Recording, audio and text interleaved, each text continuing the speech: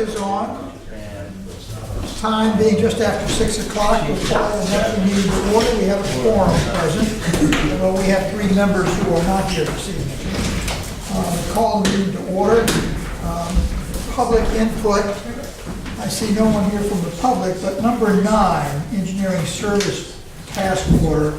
This has to do with design and permits for removal of Upper Kickanuit Dam. I think we have visitors from the State Resiliency Office and Save the Bay. Am I correct? Yeah. So let's move that item number 9.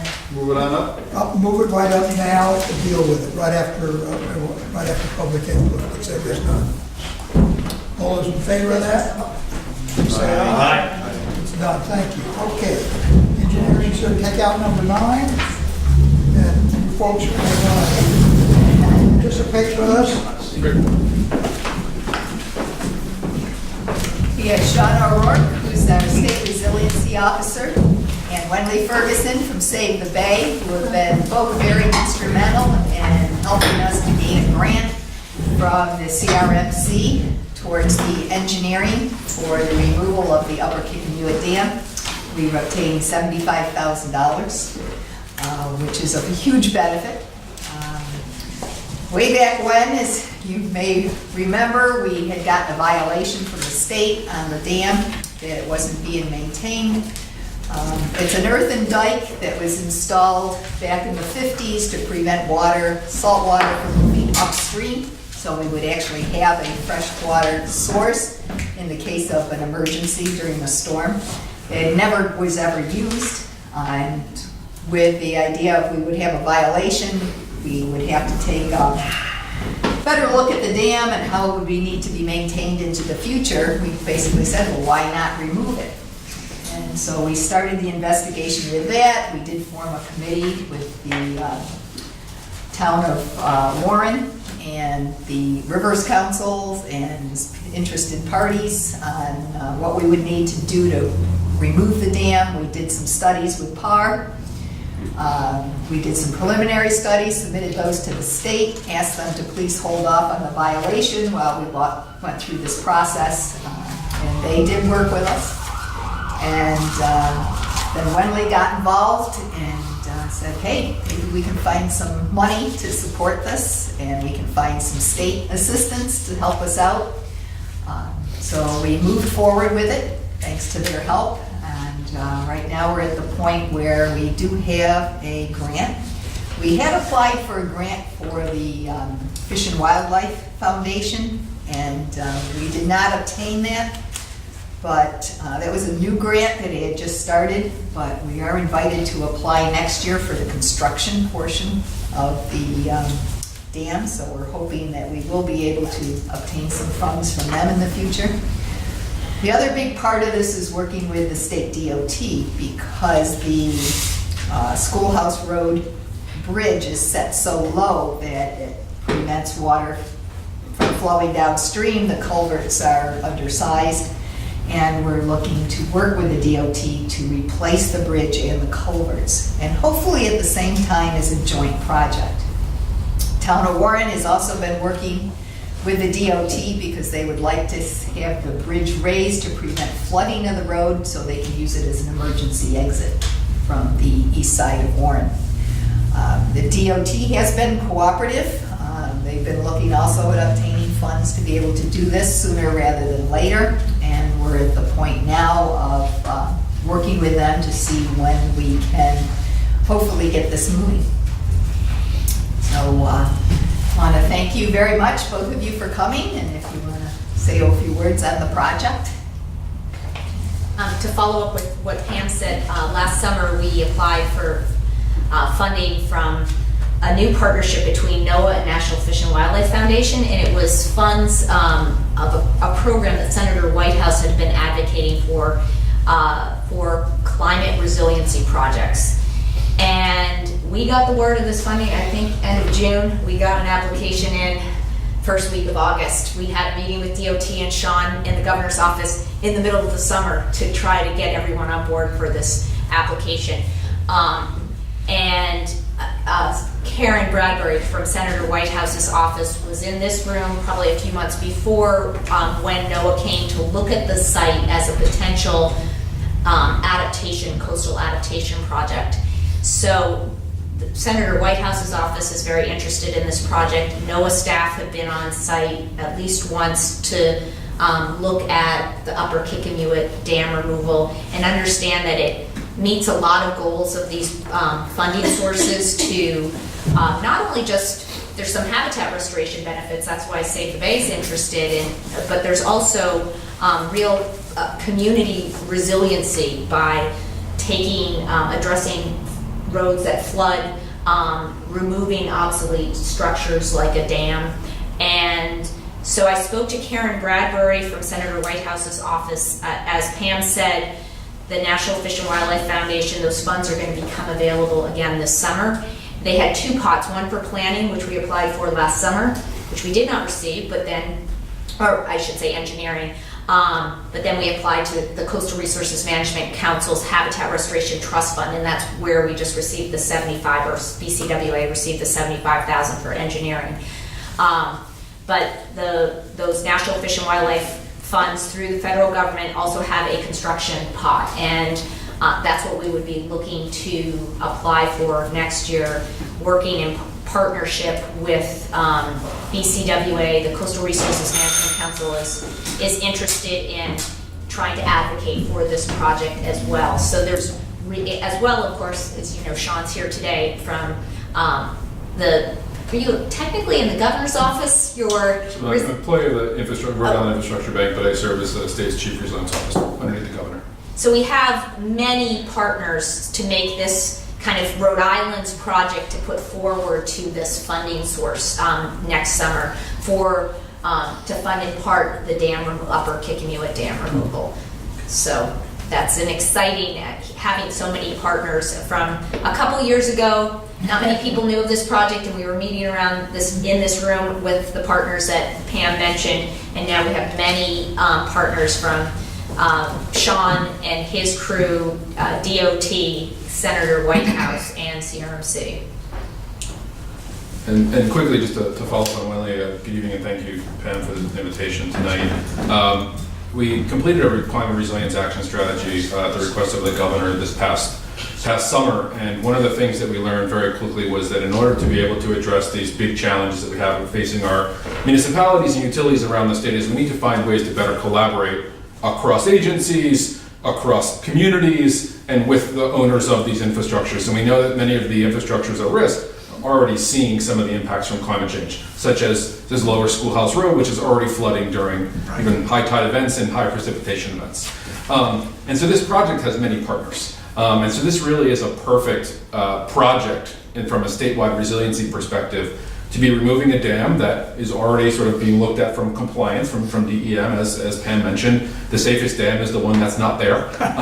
We have, a downstream infrastructure such as Schoolhouse Road, which is already scheduled to have improvements. We may as well, once we make those improvements, make them so that they can sustain. And we're putting dollars that are actually going to sustain climate change projections into the future. And so we're trying to work with DOT. And my role from the state is to really see if we can accelerate that collaboration so that we can all stretch those limited dollars and resources that we know we have to stretch. And so it's been a great collaboration between Save the Bay and Bristol County Water Authority, as well as Town of Warren. And so really look forward to continuing to move this project forward, and be welcome to accept any questions as well from my role at the state.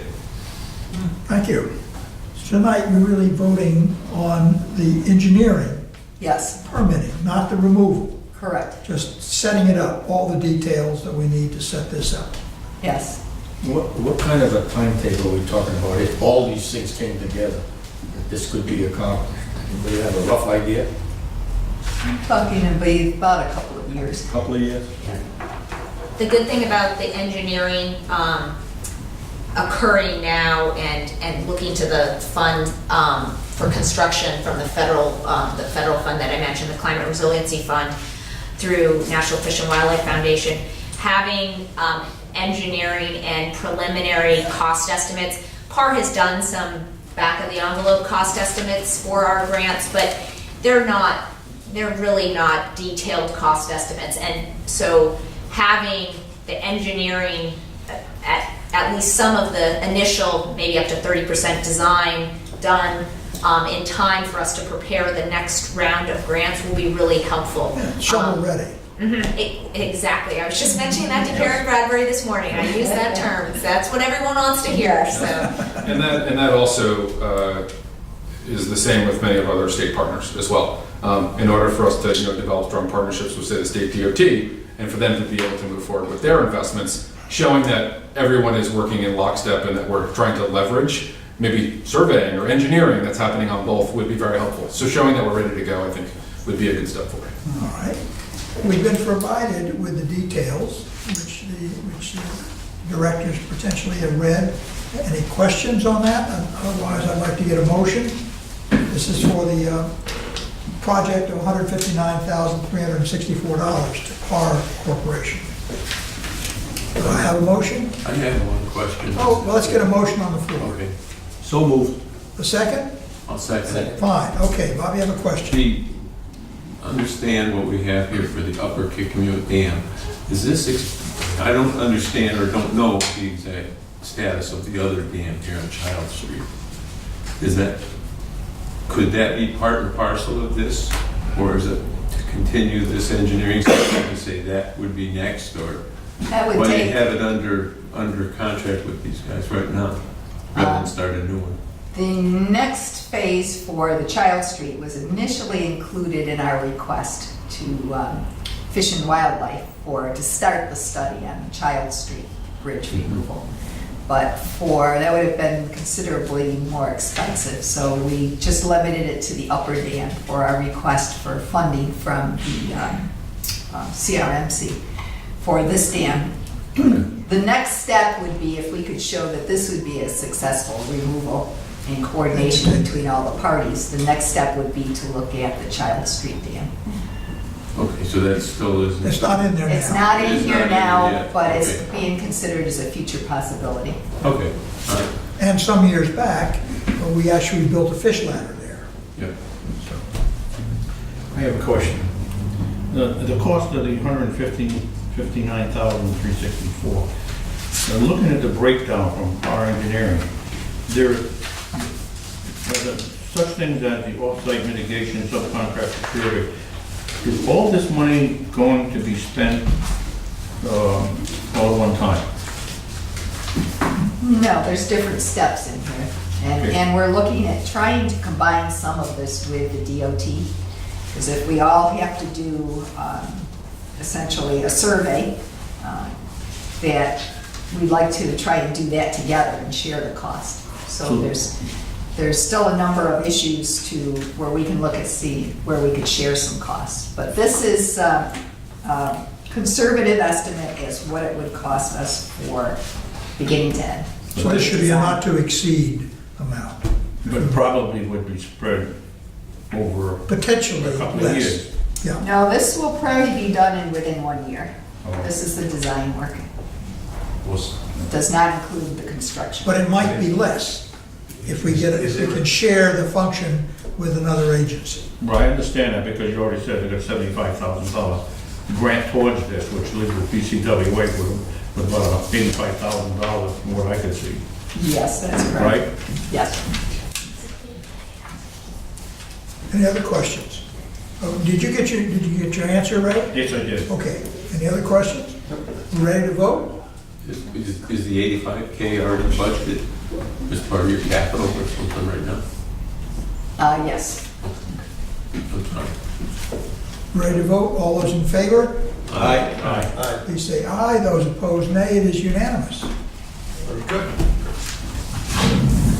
Thank you. Thank you. Hopefully next time we'll be here to see if you will support matching the construction of the dam removal. We Maybe. even have a couple of shovels, right? Yeah, or we'll make it an Eagle Scout project. Since it's a dam, instead of a shovel, we'll just have a stick of dynamite. Never, it's come on, no one. Thank you very much. Thank you. Francis is going, we can't blow it up. Okay, on to minutes.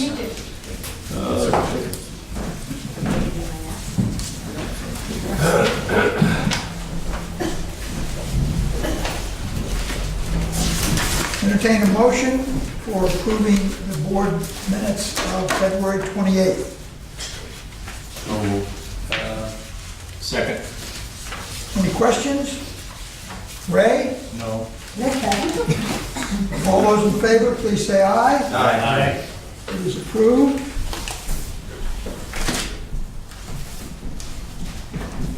The Finance Committee minutes of February 28th. Is there a motion to approve? So moved. A second? Any questions? Comments? All those in favor, please say aye. Aye. It is approved, unanimous. Thank you. Executive Director's report. Oh, wait a minute, executive session, pardon me.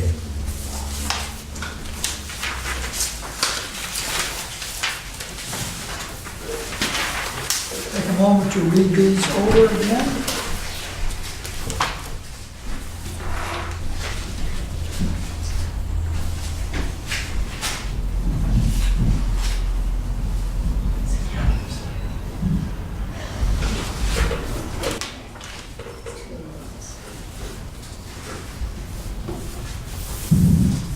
Move the acceptance minutes. And add to seal it. And to seal. Is there a second? Second. All those in favor, raise your hand. It is unanimous. Thank you. Return these for a moment. Okay, they are approved and sealed.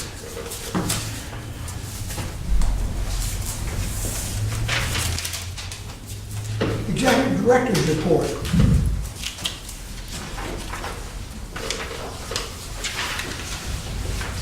Okay, we just spoke about the removal of the upper Kicking Dam.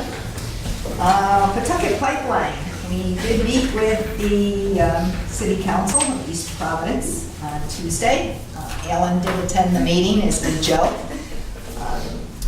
We think it went very well. Seemed to be fairly supportive of the project. We were asking them to revise the direction of the pipeline. The previous administration had decided they wanted us to do Pawtucket Avenue. As we mentioned at the last meeting, Pawtucket Avenue has had many obstacles. It would be much more costly and lengthy time of installation because we'd have to go 10 feet deep to avoid a lot of the utilities. There's a lot of ledge.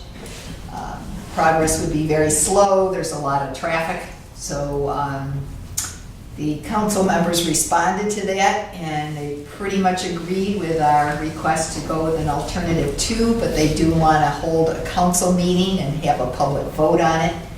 I think they're concerned about getting the message out to the public.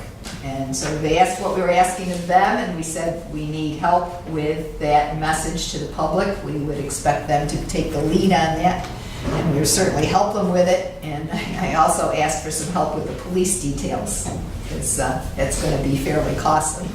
Now, if we go the back route, which does involve some easements, they'll take a little bit of time to obtain, but we only need to put the pipe in 5 feet deep. It's going through parking lots and fields, a good percentage of the way, so it should be much less expensive and easier to do. So we're hoping the project will go fairly smoothly going in the alternative direction. So it appears, I don't know if Alan or Joe have anything to add, but right now it appears very positive. Did they show any interest in participating in the Second Second part part, of phase 2, it was mentioned, and Yes. they did ask if we were expecting them to, and I did say yes, we definitely would. We would see that as a joint project. But they said, but you're not talking about that now, you're just asking about phase 1. And we said, yes, we're not getting into phase 2 at this point, but we did speak, and actually the town DPW director talked about the issues they have with their pipelines and the fact that they have never been inspected. There are steel pipes on the bottom of the bay, but that's not their only concern. They do have a concrete main that goes for 5 miles into Cranston, which is a single source for their supply, and that Providence has had some significant issues with their concrete pipes of the same era. So I think it was one of the first times they were becoming really made aware of their situation, and it could be very difficult unless they take some action, And the mayor is very supportive, and is very supportive. very supportive. Because they're not paying anything. Pardon? Because they're not paying anything. Well, actually, when we met with him before, he's also very supportive of phase two. Yeah, I know. I'm He kidding. says they're just, they're nervous about their situation.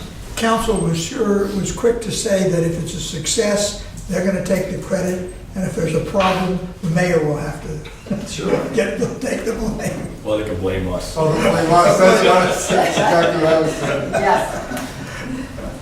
And he said, yeah, that would be typical. Well, we did assure them that on all of our projects, construction projects here for upgrading, that the residents who are affected get complete information, and each one of them gets information. And the fellow from Beta made the point, that we never trap anybody. Even, the contractors must have steel plates available. If someone has an emergency, the most they have to wait is a few minutes. They'll drop a plate so they can get out of their house. So I think the way Beta, the engineer from Beta made the presentation, I think he made a compelling argument why it made a lot of sense. Even though it's a longer, slightly longer route, it's less expensive per foot to do because it doesn't have to be buried as deep, and they don't have to deal with all the traffic and the disruption that they would have to if they were going to go to Pawtucket Avenue for the main part. I have a question.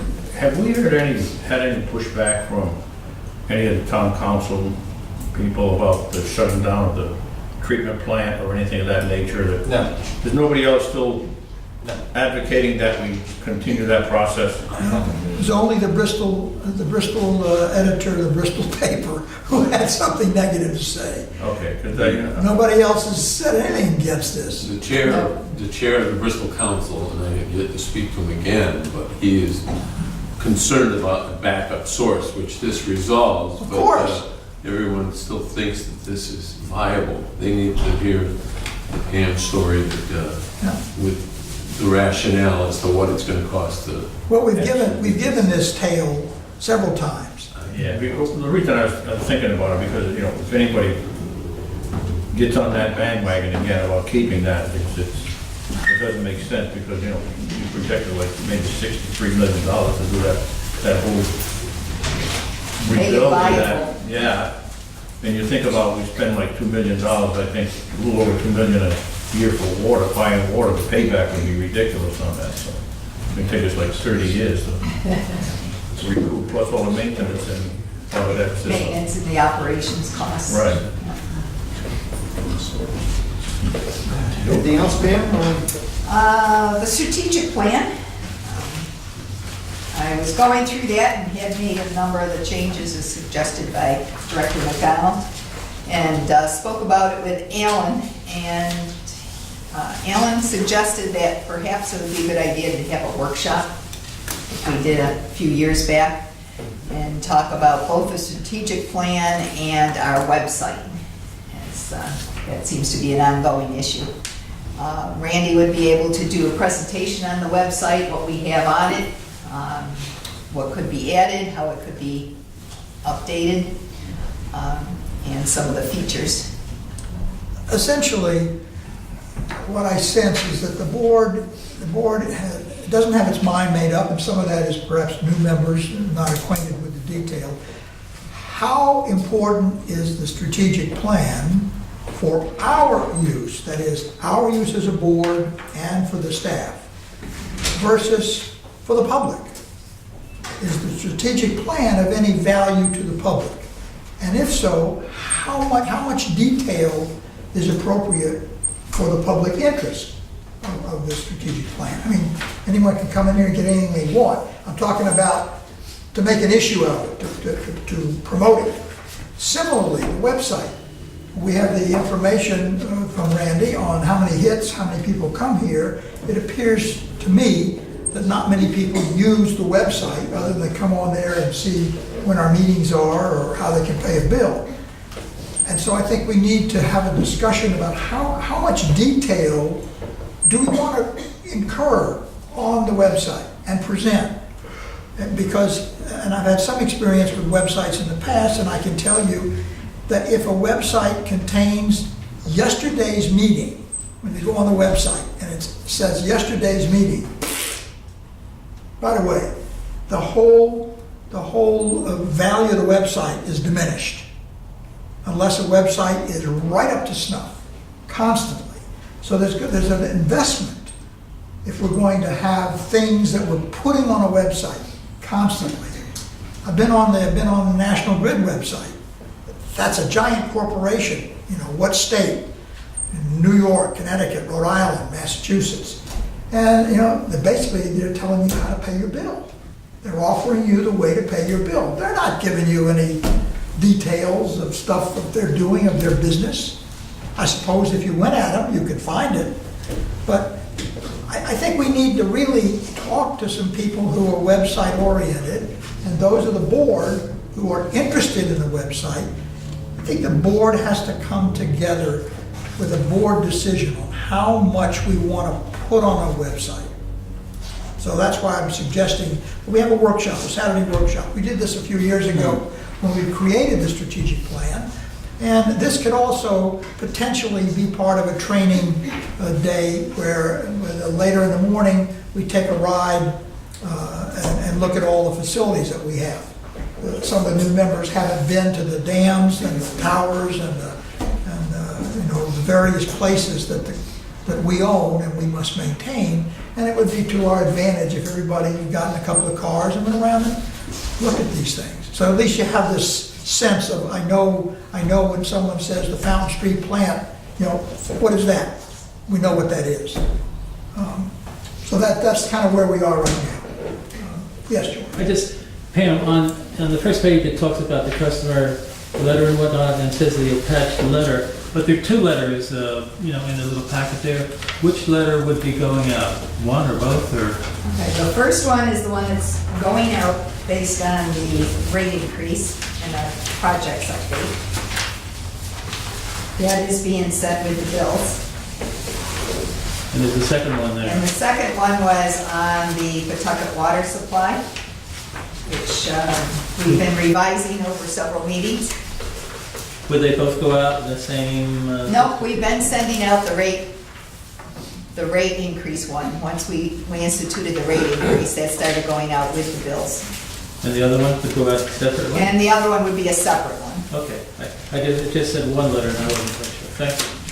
Just remember, it takes a quarter for everybody to get that, Yeah. so it's not like every month. Any other questions? About the engineering report or Randy's comments? And you will see Randy's given us quite a detailed analysis of who comes on the site. In fact, just one backup question to what you mentioned about it takes a long time for those letters to go out. Would it be to our advantage to just mail them out to our ratepayers from here all at once, or in the course of a week or so? It depends on how urgent that would be. What we're doing is, with the rate increase, we're sending them with the first bill they receive. Then we could send them after that, for the say the Pawtucket pipeline information. Okay. If it's something we would want out right away, we can mail those out separately. Okay, just the thought, you know. It's obviously moving cheaper forward. to go with the bill. No, that I to a understand, separate but one. something separate, they may open up and look at, where if it's part of the bill, they may, Yeah, I agree. I think if they get a separate letter, they would pay more attention to it than something that's Yeah. stuffed in with their bill. because they used to see the bill. Right. What does it cost us to send out a letter, a mailing? Approximately 16,000 customers About thereabouts? 6,000. 18,000 customers, $10,000 to mail it out. Plus cost of printing. Just a question for maybe to the board to decide if we think there's a greater value in sending out separate versus in the bills. There is an That's all. advantage to send it with the bill, in that they're gonna look at their bill, and when they look at the bill, they're gonna find a letter. When they find a letter, might not be, if it's just a letter, oh, it's not the bill. Yeah, it might not be when they see the rating, that they're paying more? Yeah, they might not even get that, you know. Okay. All right. I spend about 2 seconds looking at something, whether I throw it out or not. So much. I think At where's least the they're gonna bill get- that gets a little All more right, okay. notice. Yeah, I think. By the way, I see Joy Ahern is here. Okay. She's now former state rep, now on the council of Barrington, a liaison to our group. Welcome. Thank you. Can I suggest, Alan, if you're gonna have a workshop, have it on a rainy day, because I got a lot of things. We'll plan it that way. We'll plan it that way. All right, any other questions about from Pam? We'll keep it as it is. Okay, Mark, you're up. Oh. Quickly, quickly. First of all, I want to thank John for covering for me last month. We'd love to hear from you, but we get used to it being quick, Mark. So Yeah. Okay, it's somewhat of a, if you notice, your financials for February look a little different. There's stamped draft all over it. Usually, which basically means it's not ready for official distribution because I'll be working with the auditors to fine tune everything and finalize the last one. So I think I started, years ago, we never did anything, but a few years ago, I started sending out February with draft, and that is for informational purpose, but not for distribution or final things. I'm in, we actually ended the year kind of with a robust January and February. We, a big turn from last year. If you went to the chart, I think it's on page 9. If you look at the dollars billed last year with a 3.25% increase, we actually took in 0.28% less money, and our gallons delivered were down 4.25% from the previous year, which really shows you the effect of what the weather can have. A dry summer, a wet summer, or whatever. 17 was FY17 was pretty. FY18 was a wet summer. We didn't get a lot of people using a lot of water. And this past year, the whole year turned out pretty well. Weather conservation has hit a bottom plateau, and we're kind of, people are comfortable spending a little, spending their money on water. It's a very hard thing to analyze, but most of it, I think we find out is due to the weather conditions during the summer periods, the time when we sell the most water.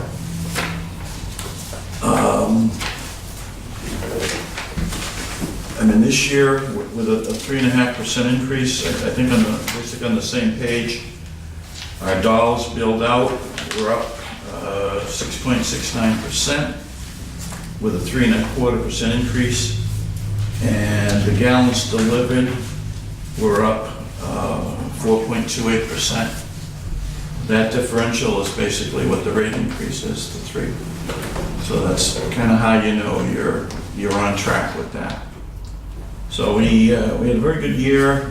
I'm in the process right now of preparing, capitalizing all the capital projects that we're closing out for the year, doing the depreciation schedules for that, posting the depreciation, and then matching up my accruals against what I had estimated for, and then putting in the exact numbers in. So that takes a good month. Right now, the auditors are scheduled to come in right at the end of April, and I'm on track to be ready for that right now. So if there are any specific questions or Anyone is invited, of course, at any time, go in and see Mark, make an appointment, go in, ask any question you have about the details. We used to get all the details every time, but without a cover page. And a few years ago, we instituted this cover page for those who aren't specifically oriented toward reading balance sheets and such, so we could get a written form of where we stand. That seems to have served us pretty well over the time. Anybody, if they have any other things they'd like to see or changes, I'm open, but it's been pretty much the same for the past couple of years. Yeah. I think in a reduced form, it kind of covers. I appreciate that. Very good. You say auditors are due here near the end of April.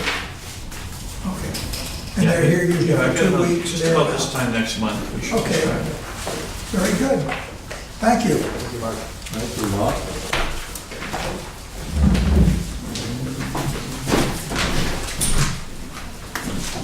Okay, number 6,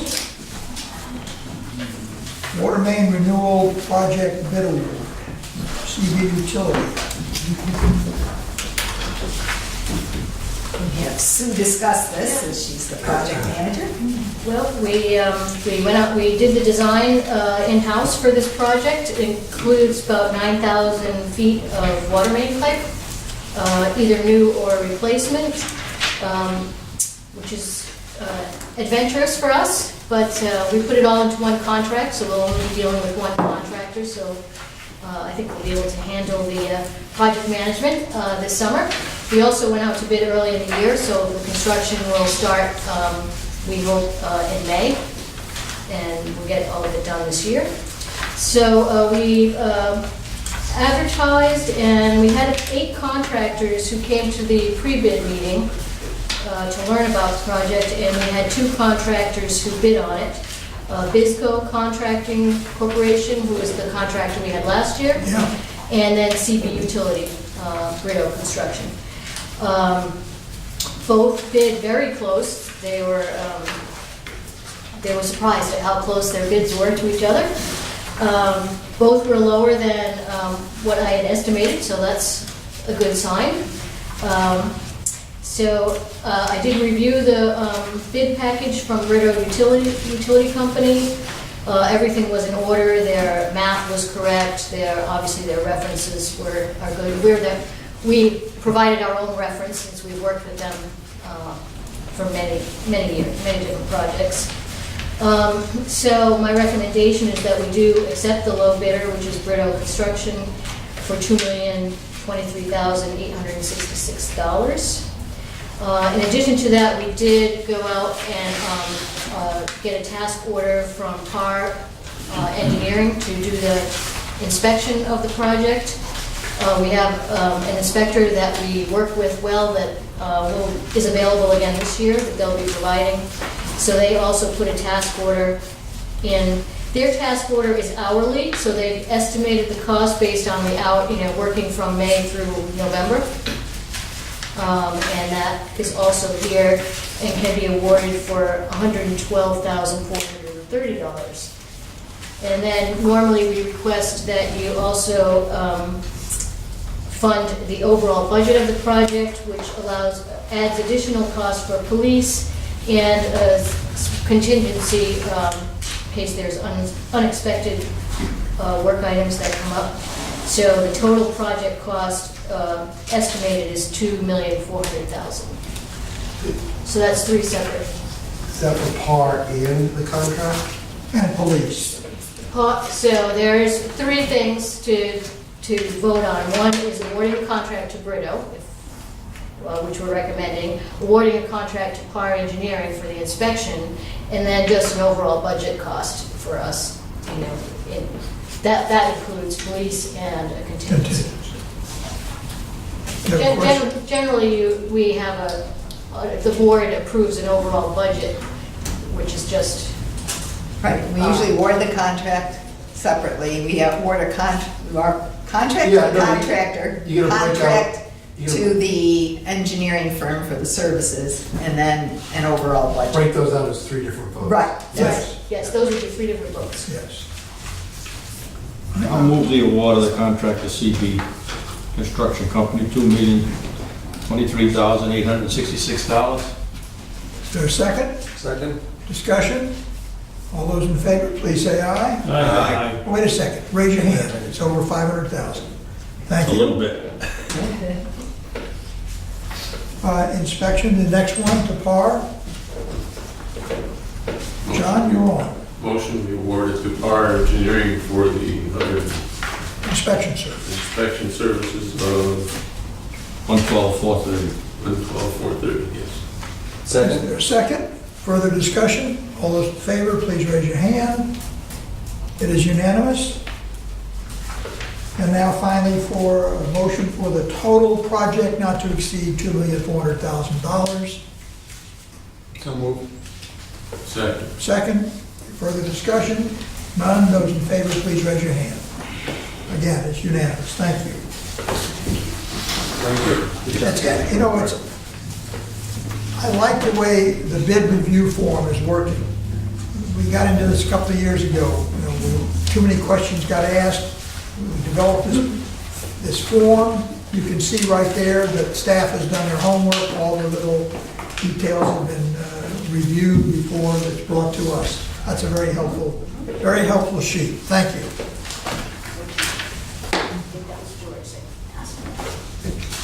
Okay. Number 7.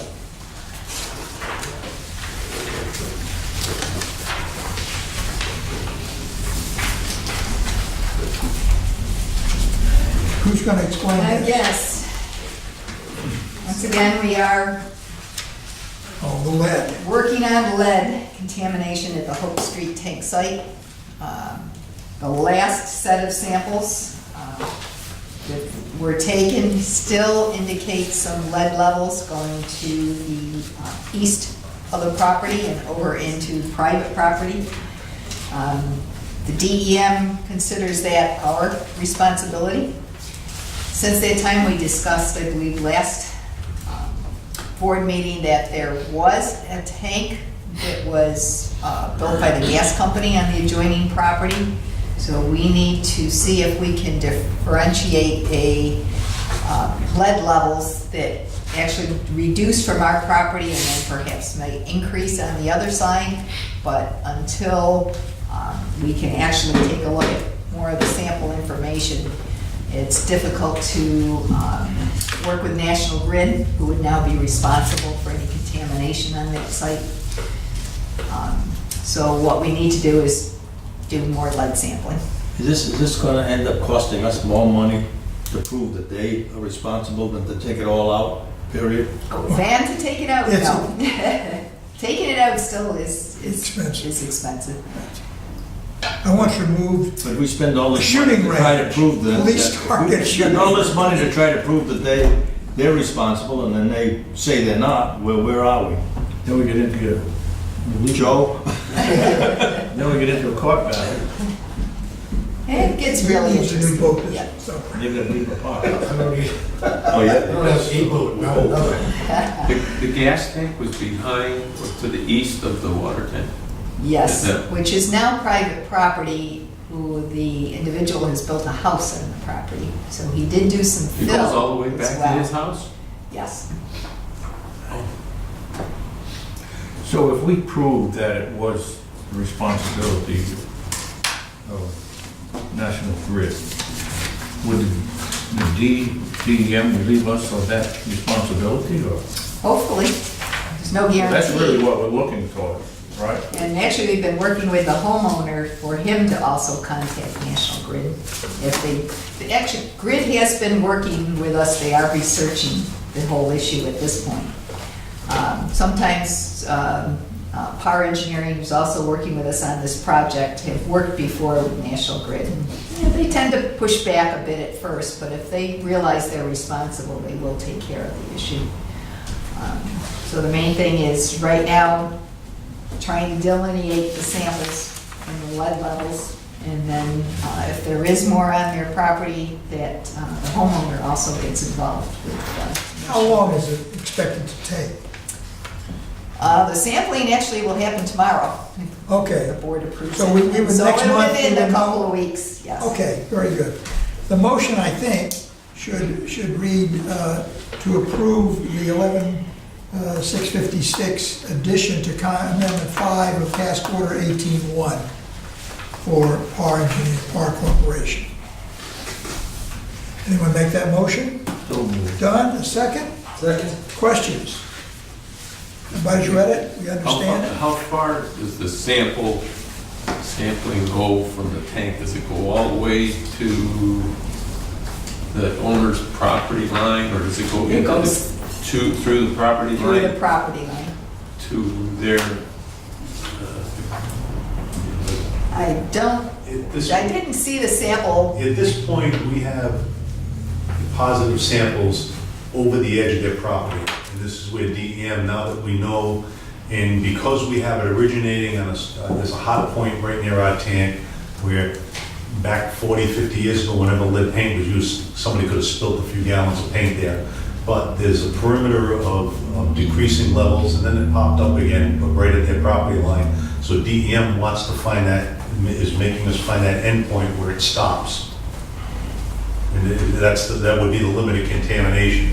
So this line would be from pretty much right at, kind of at our property line, down toward the edge of their house, where they cleared a number of samples we sample until we find it's not there anymore, and then we draw the line of where the cleanup would have to end. okay. That would also show that this is, one contamination is separate from another contamination, which would then prove that that's their problem. If it goes to zero at some point. We're looking for that endpoint where we can say, okay, this is our issue here, in which DEM is gonna hold us accountable to, and then anything else past that, there's a break. If there's anything else behind that, that's solely National Grid down the backside.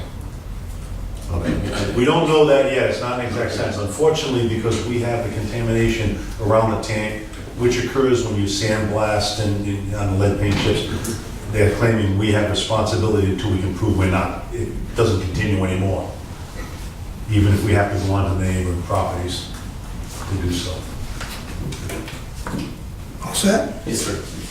All those in favor, please say aye. Aye. It is unanimous. Item number 8, Metacom pump station. Yes, sir. Having a number of engineering services tonight. This is, the Metacom pump station has been pretty much completed. We still have some yard work left to do. But this is for additional services over and above what was previously approved. We've been working with PAR quite a bit on the issues and what was needed and what was involved. We feel confident that what they are requesting is correct. We did have some issues, as I mentioned in our reports over the few months, on the piping and a valve, check valve on the system that we felt was, it was very low pressure.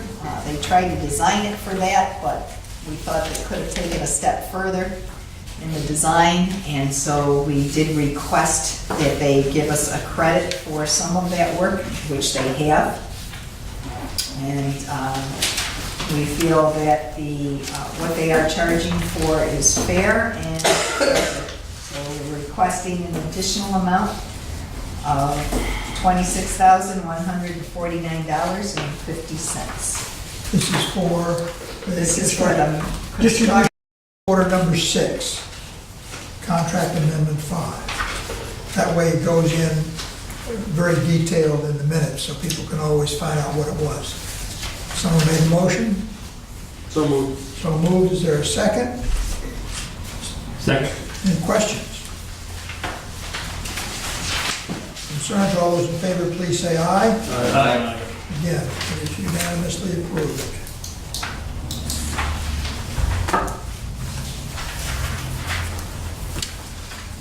Okay. Removal, number 9, this is the removal of the, we already took care of that. Yep. Underground storage tank removal. Yes, we've also discussed this at previous meeting, but we found 2 underground storage tanks at the Nyack Road Water Treatment Plant that were previously unknown.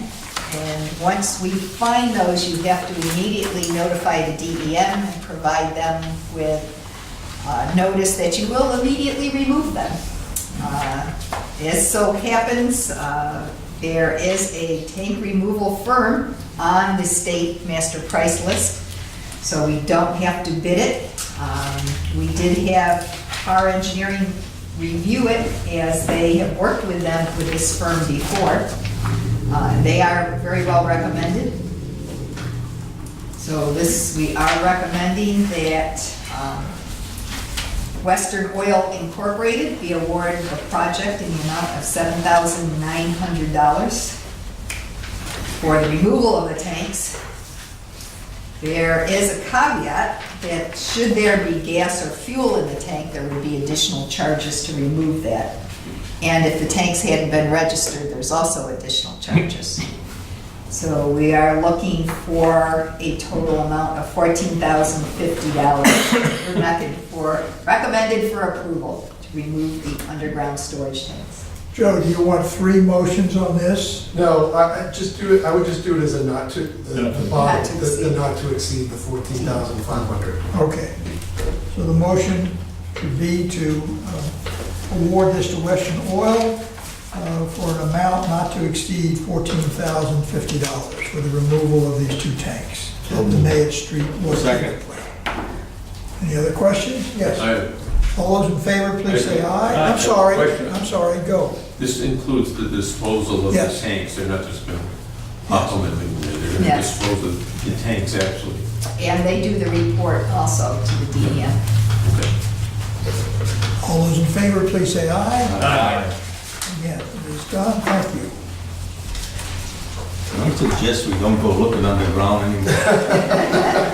Stop digging. Vehicle procurement. This is to Joe Madden Ford, right? Joe Mack. Where is Joe Madden Ford? Jack Madden, where is it located? No, Massachusetts, Middle, I believe. Something like that. Well, normally we It's on- put down a location where we award something. I think it's on the other mile. Okay, In Massachusetts. It's on. well, again, I'm looking for a motion to award the contract. Not for me, not for Ford. He looks for At Chevy. least it's not Toyota, I know you fall out of your chair. I make a motion, we purchase the 3 vehicles. Jack Madden Ford at 72,778. A second? Second. All those in favor, please say aye. Should we note John's standing objection to Ford's? We're gonna get sued. And just to mention, we work again off the master price list. So each of these 3 companies were on the master price list. And we actually asked for direct proposals from each one and then compare them for the least cost. Okay, we're now going to talk about the elevator. And Mr. Martin has some items to offer. Comments. Sure. When I looked at the building, I was fortunate enough, I came in and Pam gave me a little tour of the building, which is very nice. It's a very nice building. I think we're at 15,000 square feet roughly if you add it out. I looked at the access that's there today, which obviously is getting replaced. My first thought was, and my initial thought was, if I were running a rescue here in Warren, how would I get in here to get anybody out? That's from my previous job as a chief, okay? It's difficult at best. We don't carry a stretcher in the house anymore. Don't carry a stretcher into a building such as this because it's not going to go up and down the stairs. With that in regard, people just can't carry it. It weighs about 80-some pounds just with the stretcher. So it's going to stay outside. So you got to carry anybody out of here that might. It could be some customer coming in and somebody has a problem here, and we have to do that. Therefore, I would like to recommend that we go with the full-blown concept. I think it was, I'm not sure which, I think concept. Well, it'd be It would be the full elevator. the full elevator. I would think that we should be able to access all the floors that would make it, one, from a rescue point of view, which would help the town of Warren rescue people or anybody that comes in here. It would be more convenient for any customer to come in here. If we had access to all the floors, it would allow the employees to better utilize their space. If you needed somebody to come in and go see engineering upstairs, they wouldn't have to come down here to have a meeting or something. They could have their own meeting, because there's more than sufficient room to do those things. The basement is tough, and would eliminate the use and the need for the bulkhead to be used and so on and so forth to move equipment in and out.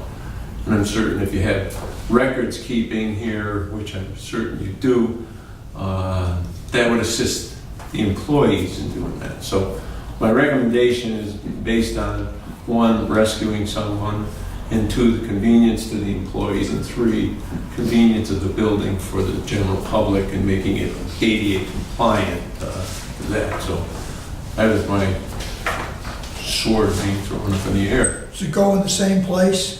Yes, Or it would be the same area. same area?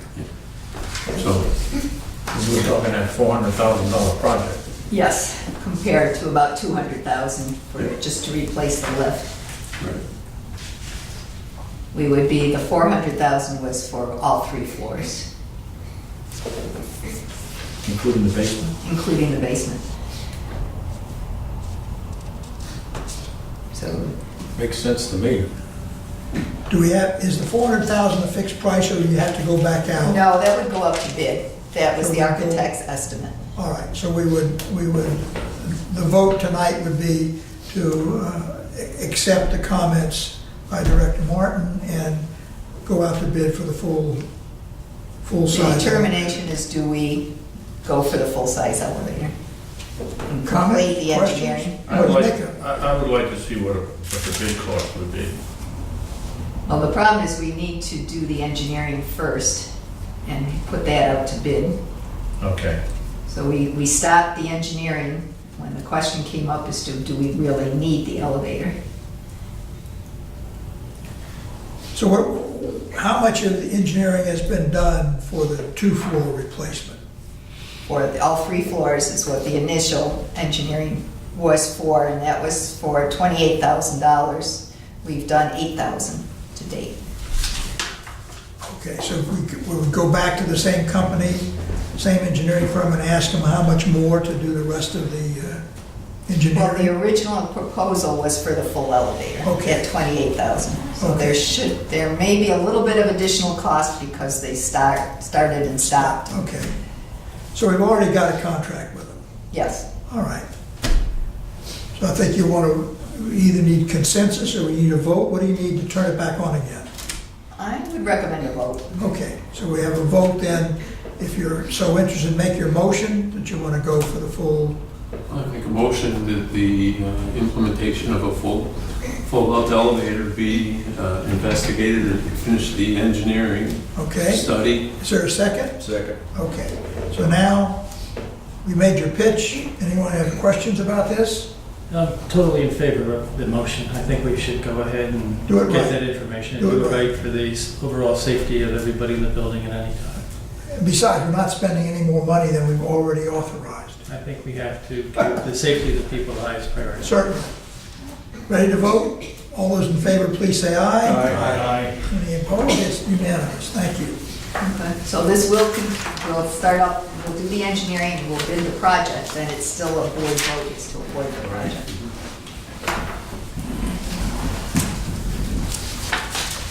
Okay. Tuition reimbursement. Personnel Committee, John, Chairman, you have a recommendation? Personnel Committee met, and the committee recommended that with the suggestions of the staff, we recommend that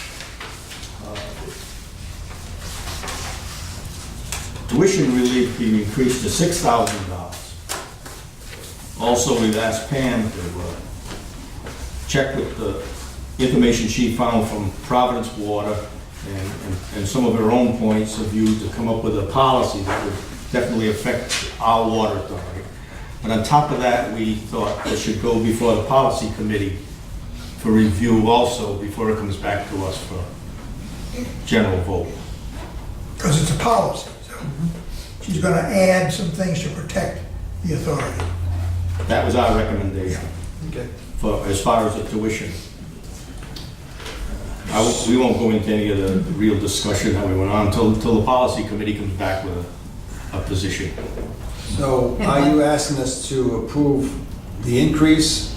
No, No, We're just asking, approve the policy. we're just submitting this, and asking you to agree with us that it goes to the policy committee, basically. It's just really a consensus. Okay. And the other, the non-union salary Well, we'll get to that in a minute. Okay, all right. We'll get to that in a minute. and one thing just to add to the tuition discussion, since we had the meeting, Mark looked up the IRS requirements. And it turns out that the IRS will require the employee to pay taxes on any amount over $5,200 in a year. So just as a matter of consideration. But that would be up to the employee. We're just setting a limit. You're right. Yeah. One of the things I noticed in the, maybe for the policy committee to investigate Providence Water's policy, they seem to be doing it on a payment and a percentage based on grades. I was looking at the last page, I think it is, of their policy. The committee did recommend a change on that. Yeah, but we That asked, is included. we asked Pam to take from the Providence policy, enhance our policy Okay. in a variety of ways, to protect us and to make sense. So that she'll come up with, That's why it's staff will going on come the up. policy, Right. basically. Then it goes to policy committee to see if it makes sense. All we're really doing is saying, from a personnel standpoint, we ought to have a policy enhanced, and we think we should go up to 6,000, not 10, which was originally requested. Okay. So it's just a question of us getting setting a meeting together. If it's, When she's ready with the, yeah, I mean, I know you have scheduled. It's all busy set, in but we April. can send it out anytime. Oh, okay. All right. So whenever you want to meet. If you want to, You want to send it actually, out? I'll be gone for last few weeks in April. So if Yeah. you want to do it sooner rather than later. You want to send it out to us so we can review it? Sure. Then set up a meeting date? Okay. Okay. and then I think we should take the vote on the policy and the amount all at the same time. Okay. All right. And to me, that seems to make sense. Okay, thank you. All right, John? Okay, on non-union salary increases, we pretty much agreed with the executive director's request. She recommended 4%, and we agreed to that. And it comes to a total amount of $30,535. As everyone knows, that's just, we only deal with the package Vote on amount. tonight. Right, we vote on that, that's a package amount. This is within the realm of the executive director, how she will send that out to different people. Any questions about that? Say, as mentioned at the meeting, I was recommending the 4% overall because we've been having a policy over the last 2 years of trying to bring some of the management personnel more in line with the national AWWA utility You're service. following the governor's pattern. Somewhat, not quite as much. You had to get the P word in it. We're gonna have, somebody needs to make a motion because I got a discussion on it. Sure. I'll move that motion. Move. Second. Second it. Go, Ray. I didn't want to list the things here. I can't, what are you laughing I at? said, you got a folder. Yeah, first of all, I don't mean to, I don't take this as that I'm trying to devalue the importance of the BCWA staff, but I'm looking at some statistics and some information that I gathered, okay? And one of the things we have to remember is, when we're looking at salaries, what we're being presented with is not the total value of the compensation packages that staff gets. You know, whatever we're looking at could be added, I don't know, 25% total value when you include benefits and stuff. And some of the information I gathered is an example from the U.S. Bureau of Labor. New England private industry costs for pay and benefits average roughly, and this was September 2018, roughly $87,400 per year. That New England, which is one of the highest in all of the country. Another thing that's bothered me is I don't really think we're comparing apples to apples when we look at some of the information we got. Like the AWWA survey covers the whole country, different demographics, economies. The local municipalities that we try to compare against, they have more departments, many more departments and people that they manage. And I looked at some of the salary increases that they've been doing. The salary increases for our three towns, they vary greatly. Warren is proposing this year a 2.5% increase. Bristol's increase last year was only 0.8% last year. And Barrington, well, they're all over the place. They're high in some departments, and they've actually reduced salaries in others. And I looked up some surveying that was done by H&R surveying groups, human resource groups. There were 4 of them to look at, plus the Bureau of Labor. A group called Conference Board, they projected salary increases for 2019 at 3%. Another group, SHRM, projected a mean of 3.2%. The Mercer Group showed both merit and promotional at 3.4%. And the U.S. Bureau of Labor showed private industry at 3% and 2.6% for government. So we gave a 5% increase last year, which was offset by a $32,000 budget savings because of workers' comp insurance. So what I'm concerned about is that the ratepayers are already being hit with a 4.5% water increase that we gave. And Warren, the town of Warren, is facing a new sewer tax and an 11% increase for the schools that they're looking for, along with Bristol budget increase that they're facing for schools. So I just want to remind people also that the revenue for BCWA has been declining for the last 5 years. So we need to be prudent in evaluating the increases that we give because they do have long-term effects. So I don't see how I can support a 4% increase. I'm looking at more possibly looking at some of the information I've seen. The best thing I could do is a 3.2. So that's my take on it. And the rest of you people can have your discussions. Well, my thoughts are, there's only 6 of us here tonight. I think it's important that we have the feelings and concerns from the other 3 directors. Even if we all agreed at a certain number, just for argument's sake, if we came up with whatever, 3.5, 3.4, I don't think it's fair to do that without 1/3 of the directors here. I was hoping that all the directors would be here. Well, yes. George? Yeah, I agree with that. And I think it'd be helpful if perhaps you could share that information with I'd be happy to. other members of the board, because I I'd be don't have that information. Yeah, I'd be And happy to give you a copy of this. Personally thought that more information might be helpful, so I think that would be helpful to give us another I know. weeks to review it. Joe's over there waiting. Don't send this out and talk about it. Send it to Pam, she'll I will do that. I will do that. Thank you, Joe. You're good about it, right? Thank you.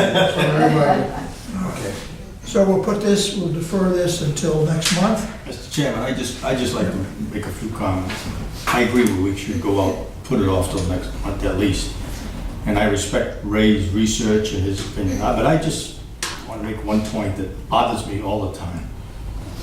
Whenever it comes to our employees, we have a long, hard discussion to try to nickel dime.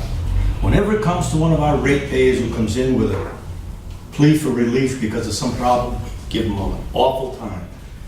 Yet we sit here tonight, and there's another example, and we just write off to the engineering firms any additional fee that they extra want to charge, and nobody questions it. That's all, I just want to bring that to your attention. You gotta remember though, John, those are one-time charges. These are long-term issues. They live with the PCWA, and it's like compound interest, it goes on and on, so. Total up what we just spent tonight on additional. I know, but that's capital work that has to be done.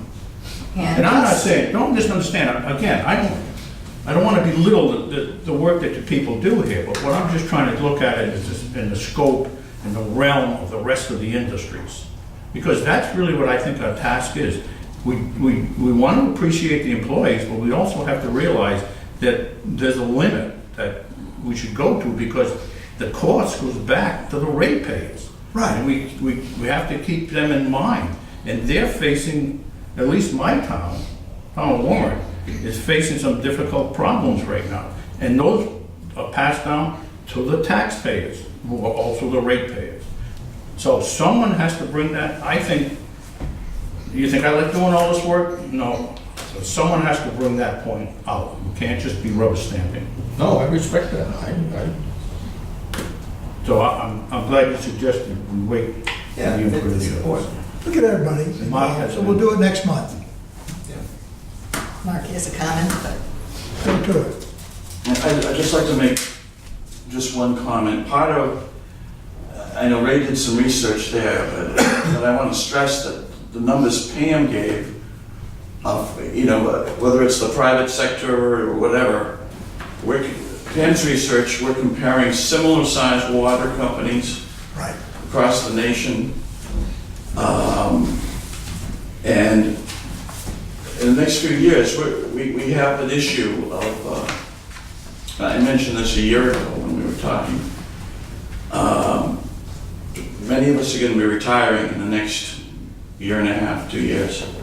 May I suggest, your points are gonna be valid, why not make them when you have the whole group? Yeah. Which is what we've decided to do, instead of saying it twice. Let's just table it. Yeah, we'll table it until next Yeah. month, that's all. Okay. Do we need a motion to do that? Yeah. Move the table. I make a motion that we table this discussion till we have a fuller board. Second. Well, let's, say- instead of saying a fuller board, let's just say till next month. Till next month. Yeah. Thank you. Second, Second. those in favor say aye. Aye. Fine. We'll deal with it next month. Next month's election of officers, they all should be there. We hope. well, that would be end of the month, next month. Yeah, this will be No, end of May, rather, so. May 2nd. this will be May 2nd. Will be Actually, the April meeting will be May 2nd. Right.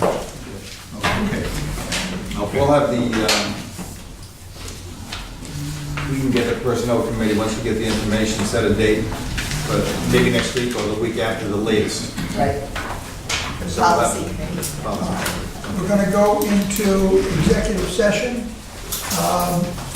And then after that, we're going to come out, we have pilot as a potential to vote on. You won't be voting. Won't be voting, You will not be voting. okay? Board correspondence, there was none. And the next meeting will be, we're going to talk about a workshop. We'll send out a doodle to find out who's available. I think the workshop may be the first or second Saturdays in April. But we'll pick some time, good night now, pick some time that's convenient to everybody. And we can try to make that a combination of the workshop, training day, do the whole thing. So at this point, you need a motion to go into executive session for the 4 items. 3 items. 3 items. Number 15 is, that's just gonna be scratched for tonight, right, Joe? Yes. We're not talking about it at all? Yes. No, you're We're talking talking about about it. the three issues in executive session? Yes, Three, yes, not, just not 4. that's correct. Well, I'm sorry, So there's 3 items for executive session. Well, there are 4. there are 4 items for Yeah. executive session. The revised, we have 4 items. Ah, we I added stand one. corrected, I did not have the revised. North Farm, pilot program, Hope Street, pump station, and executive director performance. Yes, and note in the minutes that the executive director has been advised of Yes. the right to have the discussion in open session, and has not requested that be done. Right.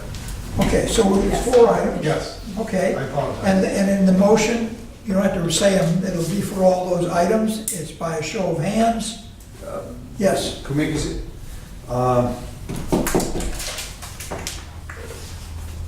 performance review pursuant, should that be, did you want this, there's only 6 of us again, did you want to have any type of discussion tonight? Or just? yeah, I We want discuss to, that in executive. executive Right, session. okay, all right, okay. I want to show that, if it's determined that you want to wait before we take any further action, that's fine, but I think we have the information available, Bill and I have put this together. Okay. I'd like to share it with the board, who is here, so they understand what we've come up with, what we're recommending. Okay. The motion, just say, I move that, someone give me a motion on that, to go into executive session. So moved. So moved, and it'll have all the reasons for each one, and the display at 8:19. Do we have a second? Second. The second, you raise your hand. So we're all going into executive session. Thank you. And when we come out, we'll just be. Seal the minutes and close things off. We'll Okay. take no further formal action.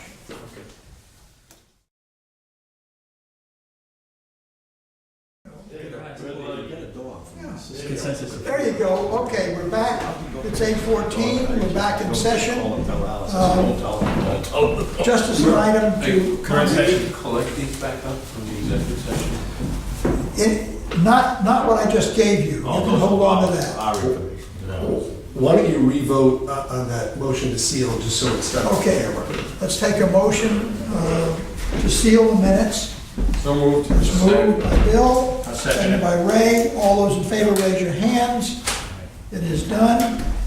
And now, the one item that we want to talk about without a vote is just simply to discuss the proposal that's been made by the working committee of the town councils for the dissolution of the pilot program and the hydrant fees. And I think basically the sense is, let people comment. It looks to me like they've Go done in the a right lot direction. of, they've done a lot of work, and it looks like it's going in a positive direction, from my viewpoint.